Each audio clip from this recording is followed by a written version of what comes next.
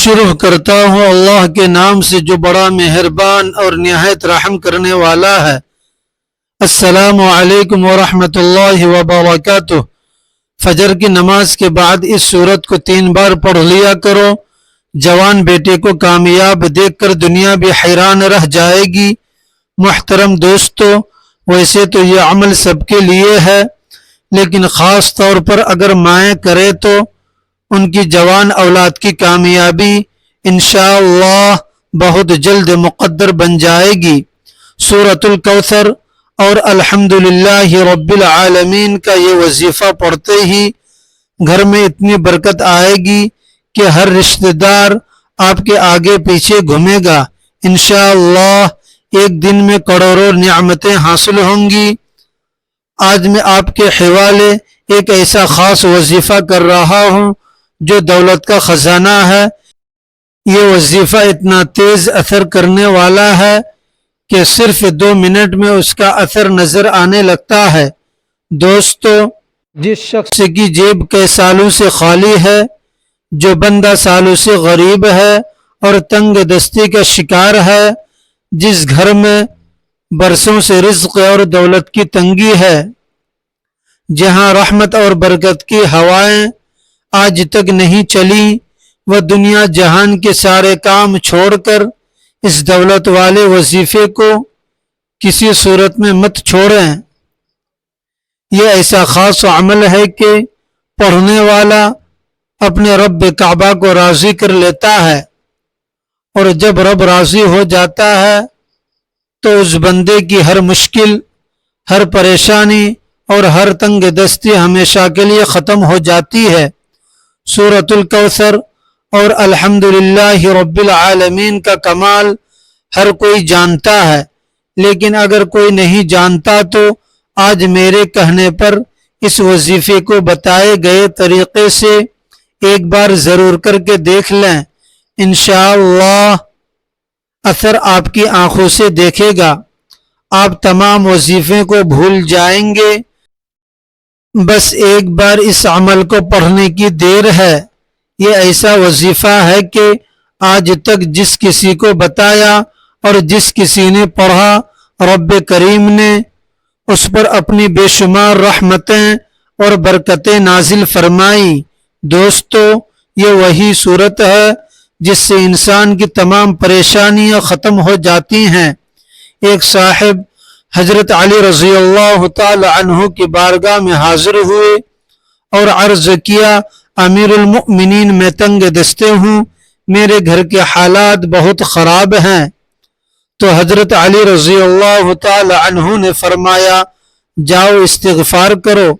پھر دوسرا شخص آیا اور کہا، میں بے اولاد ہوں، بہت پریشان ہوں، اولاد نرینہ کا طالب ہوں۔ حضرت علی رضی اللہ تعالی عنہ نے فرمایا، جاؤ استغفار کرو۔ پھر تیسرا شخص آیا اور عرض کیا، امیر المؤمنین میرے گھر میں پریشانیاں ہیں، حالات بگڑے ہوئے ہیں۔ حضرت علی رضی اللہ تعالی عنہ نے پھر وہی جواب فرمایا، جاؤ استغفار کرو۔ وہ تینوں شخص چلے گئے تو پاس بیٹھے ایک بندے نے ادب سے پوچھا، یا امیر المؤمنین، آپ کے پاس 3 الگ الگ بندے آئے، تینوں نے اپنے مختلف مسائل پیش کیے، مگر آپ نے تینوں کو ہی استغفار کا حکم دیا، ایسا کیوں؟ حضرت علی رضی اللہ تعالی عنہ نے فرمایا، آج ہماری تباہی اور بربادی کی سب سے بڑی وجہ ہمارے گناہ ہیں۔ اگر کسی کا رزق تنگ ہے تو وہ توبہ کرے، اگر کسی پر پریشانیاں حاوی ہیں اور جان نہیں چھوڑ رہے ہیں تو وہ توبہ کرے۔ ہر تکلیف کا علاج استغفار میں چھپا ہے۔ اگر کسی پر آزمائش ہے تو وہ توبہ کرے، اور اگر کسی کے گھر میں فاقے ہیں، غربت ہے، تنگ دستی ہے تو وہ بھی توبہ کرے، کیونکہ توبہ کا ذکر، استغفار کا عمل رب کو راضی کر لیتا ہے، رب العزت کو منا لیتا ہے۔ جب انسان اپنے گناہوں کا اقرار کر کے سچے دل سے توبہ کرتا ہے تو رب اس پر اپنی رحمتوں کے دروازے کھول دیتا ہے۔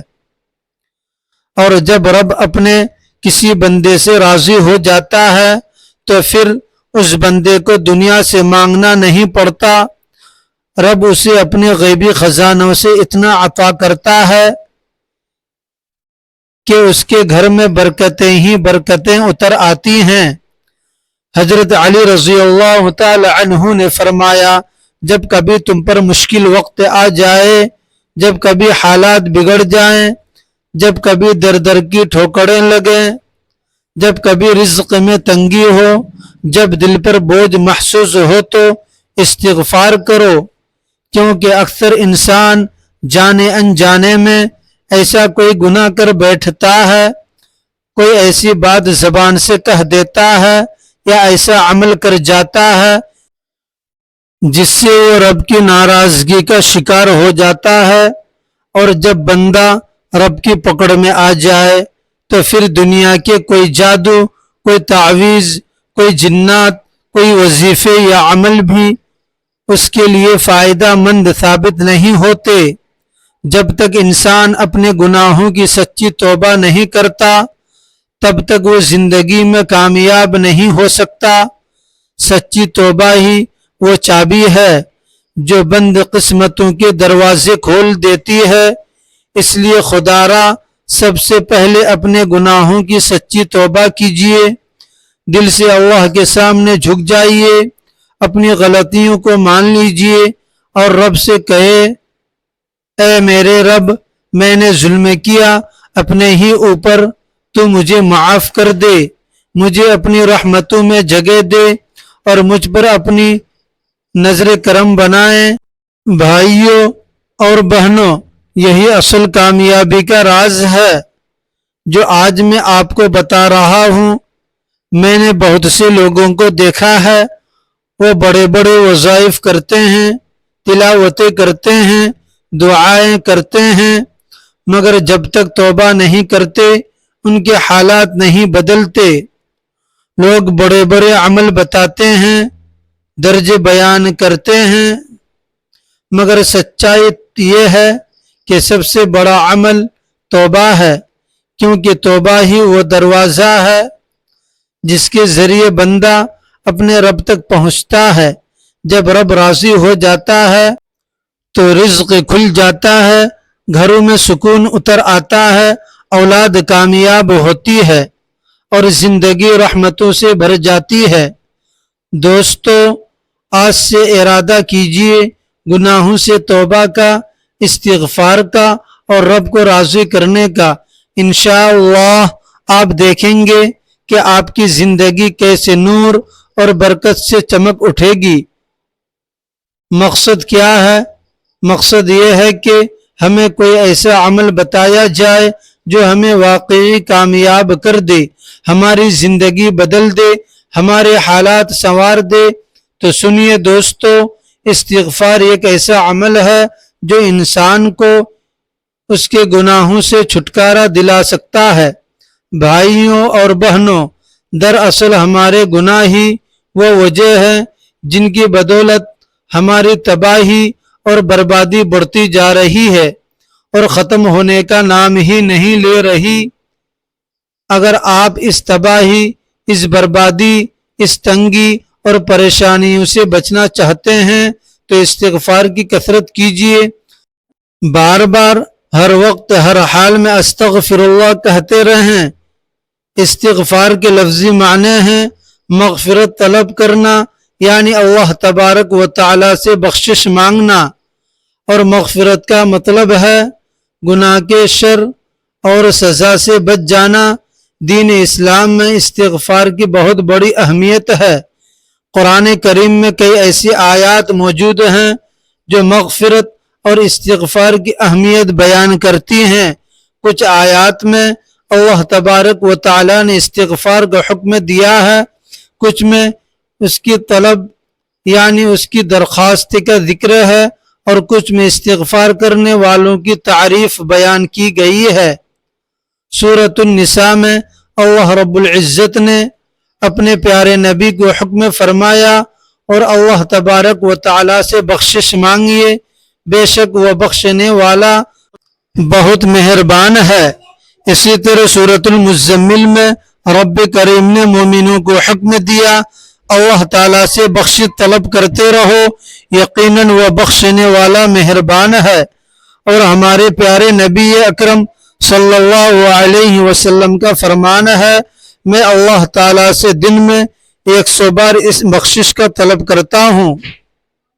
سوچیں، جب نبی پاک صلی اللہ علیہ وسلم جو معصوم ہیں، جن سے کوئی گناہ نہیں ہوتا، وہ بھی دن میں 100 بار استغفار کرتے ہیں، تو پھر ہم اور آپ جو گناہ گار بندے ہیں، ہمیں تو اس سے کہیں زیادہ استغفار کی ضرورت ہے۔ استغفار وہ عمل ہے جو گناہوں کو دھو دیتا ہے، دل کو سکون دیتا ہے اور رب کو راضی کر دیتا ہے۔ جو بندہ استغفار کو اپنی زندگی کا حصہ بنا لیتا ہے، اللہ تبارک و تعالی اس کے لیے رحمتوں، برکتوں اور کامیاب کے دروازے کھول دیتا ہے۔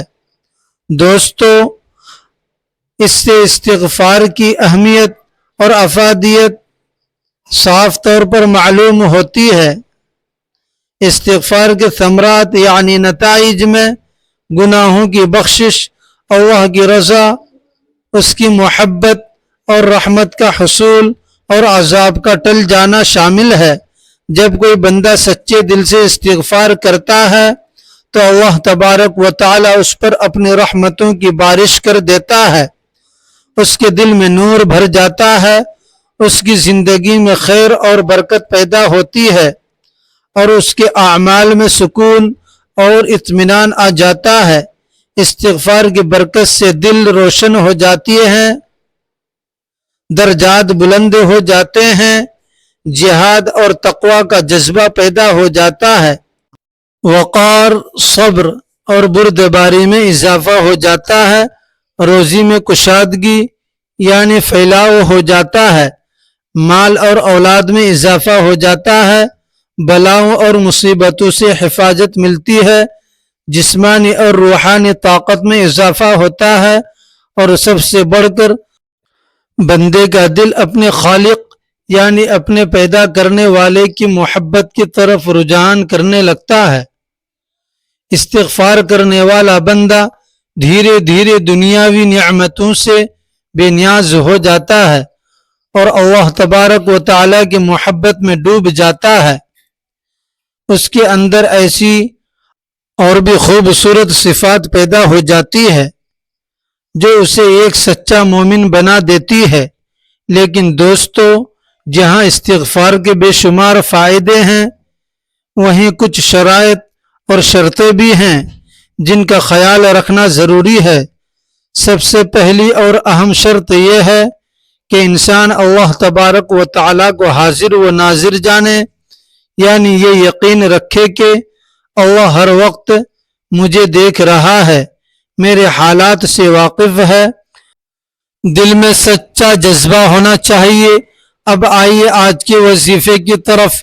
نماز فجر کے بعد باوضو مصلی پر بیٹھیں، ایک بار تعوذ یعنی اعوذ باللہ من الشیطان الرجیم اور تسمیہ یعنی بسم اللہ الرحمن الرحیم پڑھ کر شروع کیجئے۔ 3 مرتبہ درود پاک پڑھیں، چاہے صلی اللہ علی محمد یا درود ابراہیمی۔ پھر اپنے مقصد کی نیت کیجئے، چاہے گھر، روزی، شفا یا کوئی بھی حاجت کیوں نہ ہو۔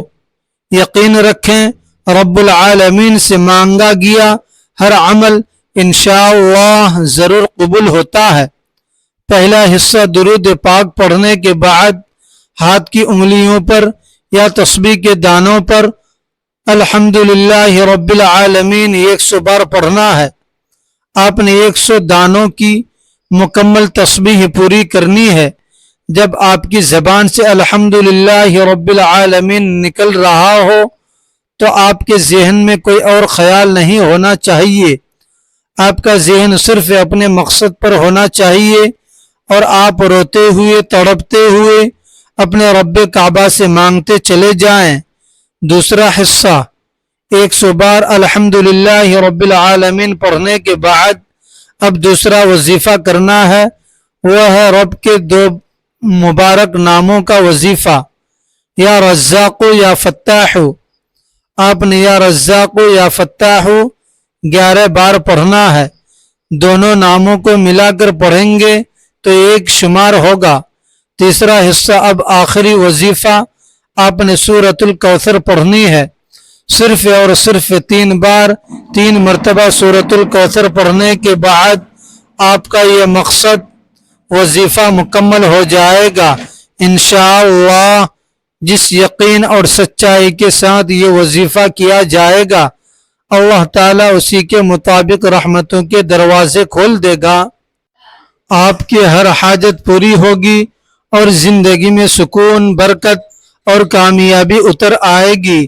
یا اللہ، جو بھی اس ویڈیو کو دیکھے، سنے یا شیئر کرے، اس کی تمام جائز حاجتیں پوری فرما، رزق میں برکت عطا فرما، گھروں میں سکون نصیب فرما، والدین کی مغفرت فرما، بیماریوں کو شفا عطا فرما، اور ہمیں دنیا و آخرت کی کامیابی عطا فرما، آمین یا رب العالمین۔ اب دوسروں کو بھی اس عمل کی ترغیب دیں۔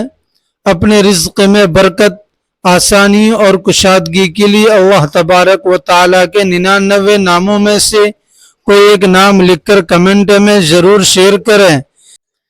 ویڈیو اچھی لگے تو لائک کر دیں، زیادہ سے زیادہ شیئر کریں، اور روزانہ اسلامی ویڈیوز کے لیے سبسکرائب کرنا نہ بھولیں۔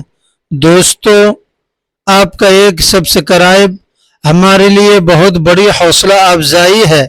اللہ تبارک و تعالی ہم سب کا حامی و ناصر ہو، آمین۔